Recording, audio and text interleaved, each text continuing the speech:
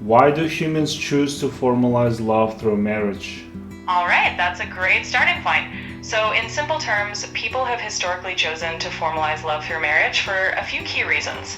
On one level, marriage is a kind of social contract that makes relationships publicly recognized and stable, which historically helped with everything from property rights to raising children.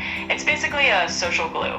From a philosophical angle, you could look at someone like Plato, who talked about love as the search for a kind of unity or wholeness. So, in other words, while love is this personal, emotional experience, marriage turns it into something that society and families and legal systems all recognize. And just as a side note, if we think of modern anthropologists or sociologists, like someone like Claude Lévi-Strauss, they'd say that marriage is basically a cultural invention to structure relationships and alliances. So it's both personal and social at the same time.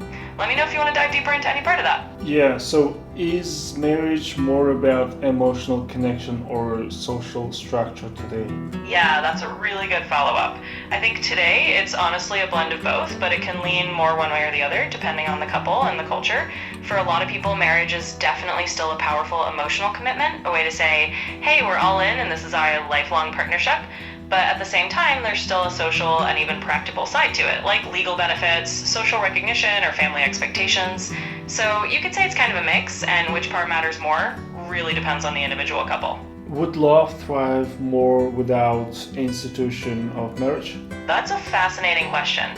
In a really straightforward sense, love itself is pretty resilient and doesn't necessarily need marriage to exist or thrive. So yeah, some people definitely think love might even flourish more freely without the formal structure of marriage. Without those institutional expectations, some couples might feel less pressure and more room to just define their relationship on their own terms. On the flip side, some philosophers or sociologists might argue that the institution of marriage can actually support love by giving it a stable framework.